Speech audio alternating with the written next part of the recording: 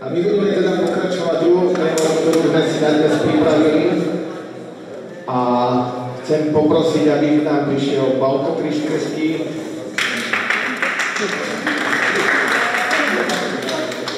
Pretože aj on má čo povedať k tomuto dnešnému projektu alebo tomuto ročnému. Posaď sa kývne u nás.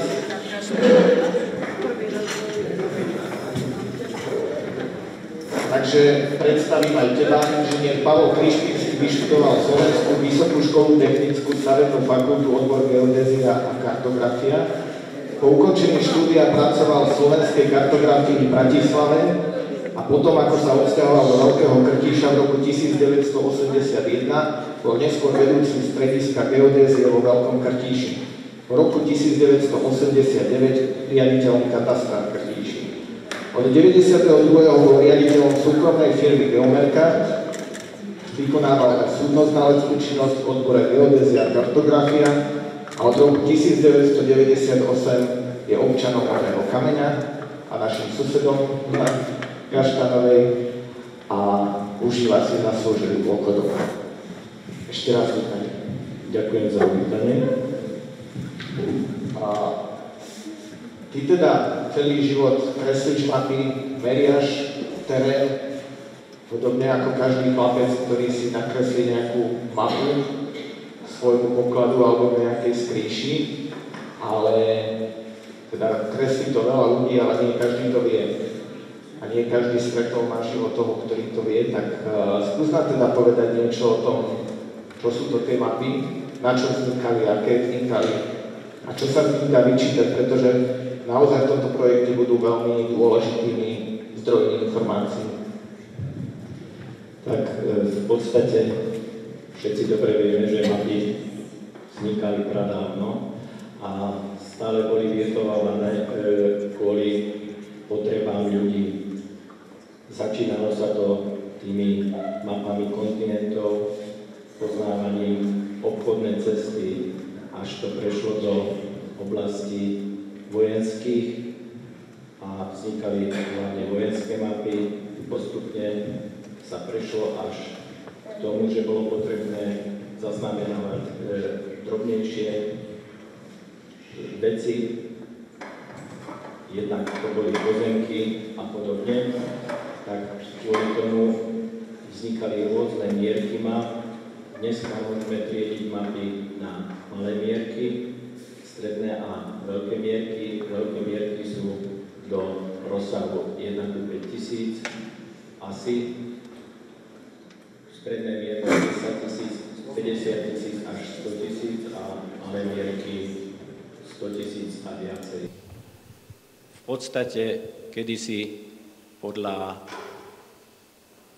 tých mier, ktoré sa používali, tak boli mapy vyhotovované v siahách, používali sa aj štvorcové siahy, aj dĺžkové siahy. Povedz nám prosím ťa, čo je to siaha? Siaha je dĺžková miera, ktorá vznikala, ak si predstavíte, mnohí ste videli ten obrázok Leonarda da Vinciho, rozpätie tých rúk a rôzne polohy tých rúk, takže v podstate boli skúmané vždy nejaké vzdialenosti na tele človeka a podľa toho sa zvolila siaha, ktorá vlastne vyjadrovala určitú vzdialenosť rúk, nôh a podobne. Tieto siahy mali vlastne v rôznych krajinách rôzne veľkosti, že nikdy nedošlo k nejakému zjednoteniu a v podstate tá siaha u nás bola ako bratislavská siaha, ktorá mala približne 1,9 metra. No a teda vravel si, že sú rôzne typy map. Niekto chcel vedieť vzdialenosť medzi dvomi mestami, tak mu stačila bodka na jednom mieste a bodka na druhom. Ale čo v prípade, keď napríklad panovník chcel vedieť, koľko môže vyrúbiť dane alebo nejaký šlachtic, tak vznikali nejaké katastrálne mapy pravdepodobne.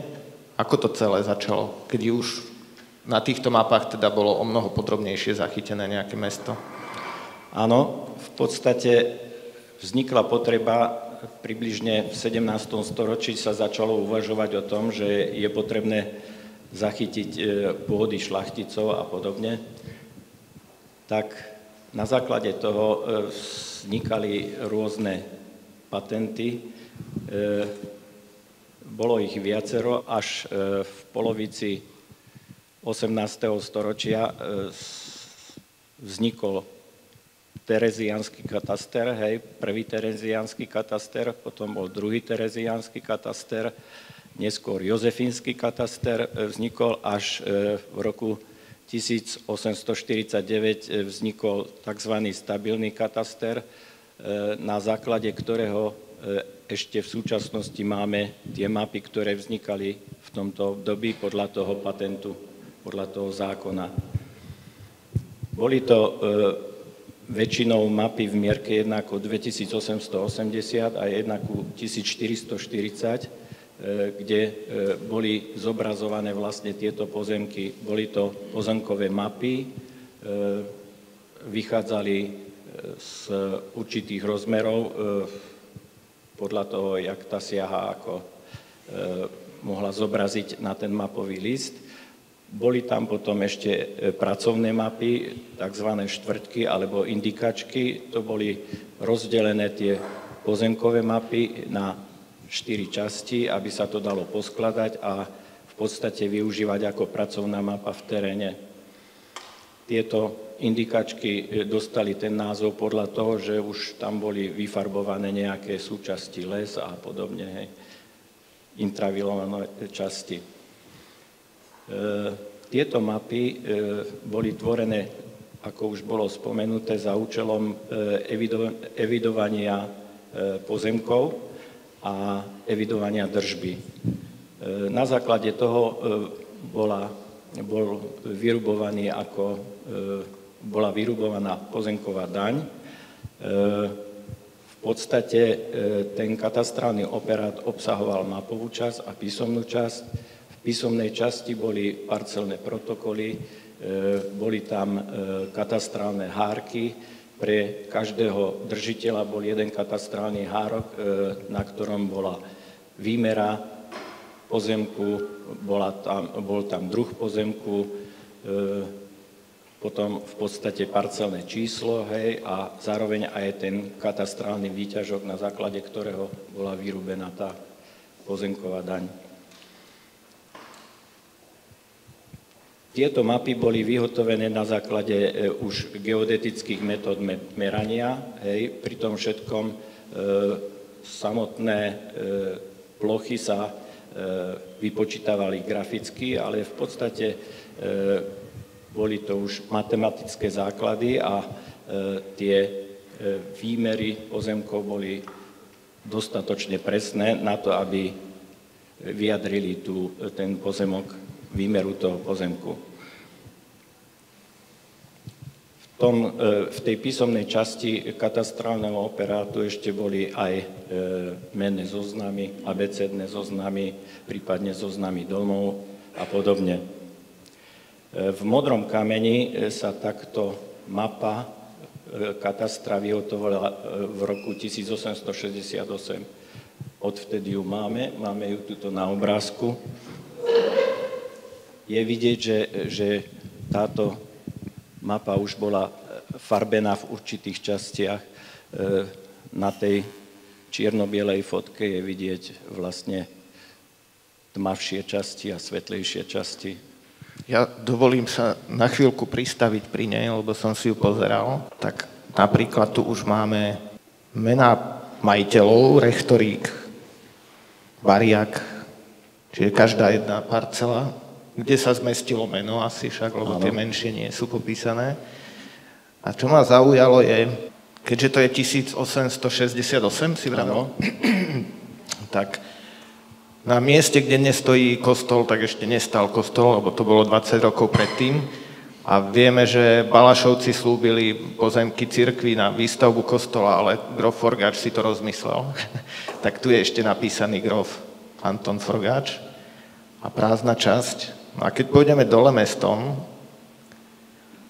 tu je pekný pohľad na hrad, ale teda iba skica zjavne, tak toto je potôčik, ktorý ide okolo hradu z Ďuričky a prichádza do miest, kde je Balašova ordinácia. A je tu nakreslený ten kostol, ktorý pán Fekete spomína, že bol drevený a že bol splavený pri nejakej potope však. Tak celkom presne je to tu určené, kde to je. A ešte vám ukážem námestie, pretože to je, tiež si predstavte, 19. storočie, Mariánsky stĺp, samozrejme už bol na mieste. Bol tu ale ešte potok, ktorý je teraz pod cestou, aj s mostom.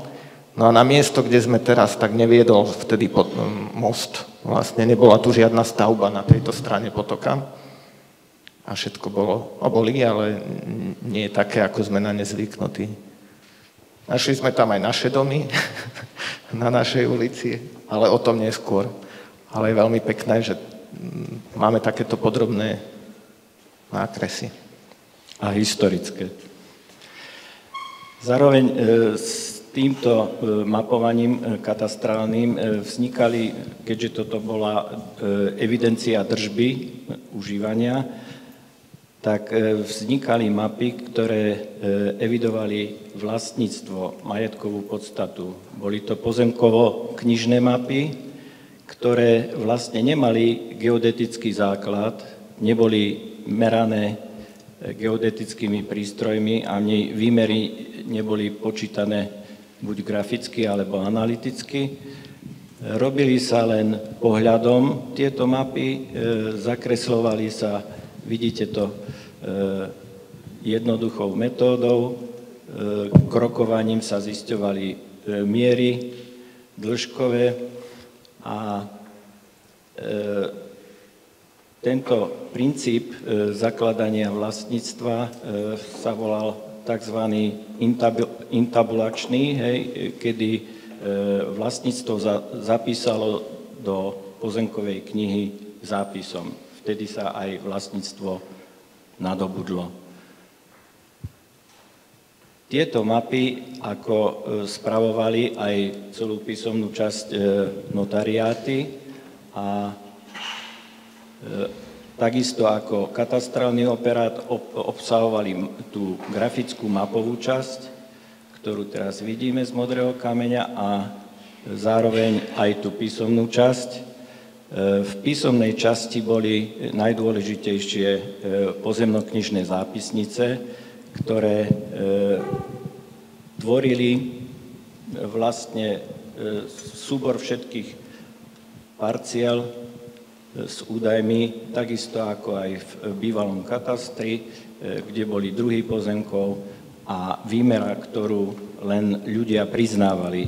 Čiže ten vložkár, neskôr sa ako tie notárske zápisnice volali vložky, potom si to povieme neskôr prečo.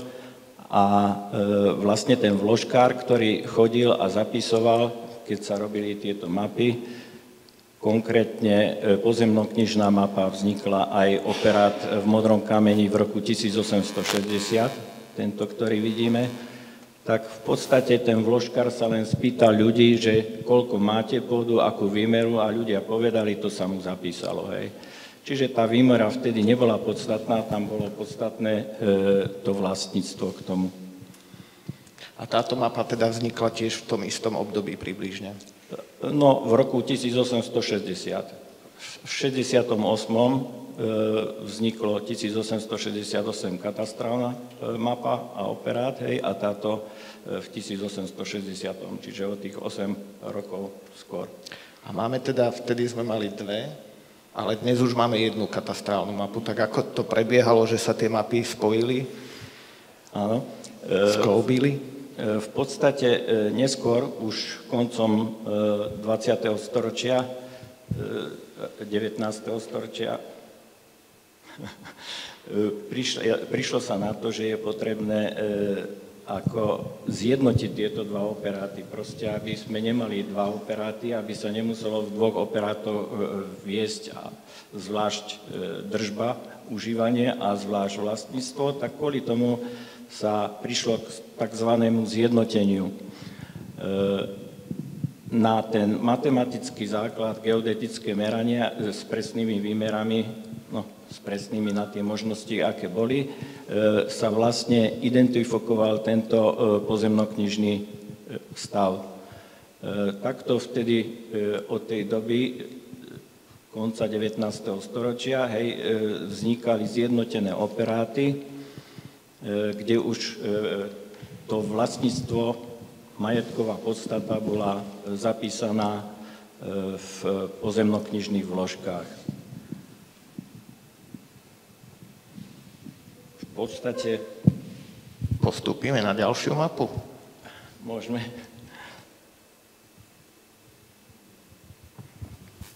A toto je vojenské mapovanie. To znamená, že už ten kataster bol ešte neskôr, k tomu sa dostaneme zjavne, ale teda vznikali aj vojenské mapy. Tie boli podrobnejšie, alebo neboli až také podrobné? Tak vojenské, ako som už na začiatku povedal, že v podstate najviac sa tvorili vojenské mapy. Tieto vznikali v rôznych obdobiach. Bolo tzv. Prvé vojenské mapovanie, druhé a tretie vojenské mapovanie. To boli všetko obdobia v tom 19. storočí začali. Boli to šráfované mapy, ktoré vyjadrovali výškopy s šráfami a nie vrstevnicami, tak ako vidíme teraz na tejto mape. Toto vojenské mapovanie je už teda z 20. storočia, z novšej doby po vzniku Československej republiky. A tieto mapy teda boli verejne dostupné? Také vojenské mapovanie nebolo utajované? Tak ťažko je povedať, že či tieto pôvodné staré mapy boli tajné, ale už neskôr po vzniku po druhej svetovej vojne, keď vznikali ďalšie mapy, tak tie už mali vojenské mapy, tak tie už mali ako utajovaný charakter. Kvôli tomu, že neboli verejné, nedali sa dostať takto verejným spôsobom. A myslím, že si mi spomínal, že zhruba počas teda Prvej republiky vznikali prvé letecké zábery kvôli mapovaniu? Áno, vlastne vznikom Prvej Československej republiky bola potreba vyhotoviť súvislé mapové diela, takže vtedy sa vyhotovili vojenské mapy v mierke 1:75 000 alebo 1:200 000. Tie 1:200 000 boli tzv. generálne mapy. Neskôr bola potreba ísť do väčších meritok, takže sa vyhotovovali v roku 1952 systém S-52, sa to volali mapy 1:10 000, ktoré boli podrobnejšie, kde už prakticky na tých sa dali aj plánovať, projektovať hospodárske zámery rôzne. Toto je ešte ukážka tej mapy 1:10 000 tajnej, ktorá nebola verejnosti prístupná. Čiže aj tu napríklad vidíme v polohu tých domov. My vidíme síce tie majetkové pomery, ktoré políčko bolo koho, ale vieme aspoň podľa tohto zistiť, či ten dom stál otočený na juh, na sever, či bol L-kový pôdorys a podobne, hej? Takto, tieto mapy... Vznikali tie mapy menších meritok tým spôsobom, že sa odvodzovali z tých väčších meritok. Čiže keď máme súvislé dielo 1:10 000 topografickej mapy, ktorá je teraz tuto znázornená, tak generalizáciou jednotlivých prvkov, ktoré nebolo potrebné ako uvádzať do tej menšej mierky, keď sa to zmenšilo, aby tá mapa nebola prehustená, tak na základe toho vznikali tie menšie mierky tak ako som povedal, tou postupnou generalizáciou, vypúšťaním tých prvkov nepodstatných.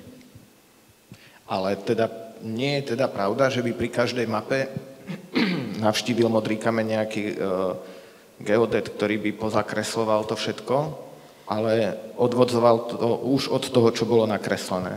Ano. Prípadne mohol ju opraviť, keď našiel, že dom už nestojí, alebo dom tam pribudol? Robilo sa to tým spôsobom, že sa na základe tých prakticky katastrálnych map, kde sa zaznamenávali tie zmeny, pretože tie prichádzali pravidelnejšie. V súčasnej dobe sa to robí na základe geometrických plánov, kde sa zameria nová skutočnosť, premietne sa do tých katastrálnych map a zase z tých katastrálnych map tie zmeny sa prenesú do tých map menších mierok, zaktualizuje sa tento stav a buď sa na novo vytlačí, keď sú nejaké väčšie zmeny, hej, ktoré tam že je príliš veľa tých zmien. Ešte poviem, že všetky tie zmeny, ktoré sa prenášajú do tých map, existuje tá jedna mapa evidenčná, do ktorej sa to zakresluje, tak sa to zakresluje červenou farbou a podľa toho, koľko je tých zmien, podľa toho sa vytlačí na novo, alebo sa uvažuje o tom, že sa na novo aj zmapuje nejaká časť. Ale minimálne tieto veci. V súčasnej dobe sa už prakticky využívajú na tieto účely letecké snímky alebo družicové snímky, odkiaľ sa prenášajú tieto údaje potom. A nejaká zmena situácie nastala aj v období socializmu, kedy sa majetky kolektivizovali, združstevňovali. Čo sa dialo vtedy, keď boli ešte ľudia vlastníkmi tých pozemkov, alebo... Takto, z titulu nástupu prvej Československej republiky vznikli nové zákony, ktoré prakticky sa museli prispôsobiť tomu, že slovenská časť bola pod správou Uhorska a Česka pod Rakúskou a v podstate tak sa vyvíjali tie zákony, že sami dobre vieme, že aj to dedičstvo prebiehalo iným spôsobom na Slovensku a iným spôsobom v Čechách. Práve preto máme v súčasnosti veľmi rozdrobenú pôdu na Slovensku, veľa spoluvlastníkov podielových a tak vznikol nový katastrálny zákon, na základe ktorého sa postupne začali tvoriť aj dekadické mierky, kde už sa nepoužívali mapy 1:2880, ale používali sa už mapy 1:2000, tvorili sa takto. V našom okrese v podstate za tej prvej Československej republiky do vojného obdobia sa podarilo vyhotoviť len 10 katastrálnych území v tejto mierke 1:2000. Zároveň aj v tomto období od konca toho 19. storočia a prebiehalo to zjednocovanie operátov, ako sme si to povedali predtým, a toto zjednotenie operátov už bolo ideálne spracované do tých dekadických mierok 1:2000, prípadne 1:1000, keď bola hustejšia zástavba. Bola potreba prakticky pokračovať v zjednotení, ale v povojnovom období sa proste 15 rokov vôbec nezapisovalo do pozemkovej knihy vlastníctvo a tam nastal dosť hluchý priestor na to. Takže bolo potrebné hľadať ďalšie cesty. Vieme dobre, že za socializmu preferovalo sa skôr užívanie a nie vlastníctvo. Takže vytvárali sa mapy v extravilánoch, kde bol užívací stav a tie vlastnícke pomery, ktoré sme videli v tej hustej parcelácie na pôvodnej mape bývalého katastra, tak tie už sa nepoužívali. Po roku 1964 ešte v povojnovom období vznikali rôzne evidenčné geodetické orgány a podľa zákonov rôznych, ale až v roku 1964 vznikla evidencia nehnuteľností, kde už prakticky vznikali aj geodetické inštitúcie a prechádzalo sa aj na to, aby sa zjednocovali operáty tak ako dovtedy, len iným spôsobom.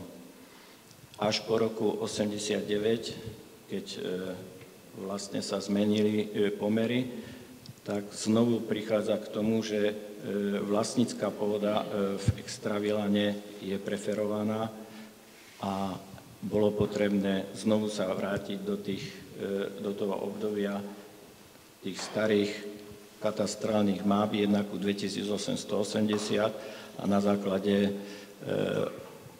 nových zákonov, katastrálneho zákona, začali sa vytvárať tzv. Registre obnovenej evidencie pôdy, kde sa zjednocoval ten operát a v podstate už do počítačovej formy sa tá pozemková kniha vlastníctvo prenášalo. No a ešte tu máme jednu mapu. Toto je, prosím ťa, ktorý rok a aký je účel tejto mapy? V podstate, keď po roku 1970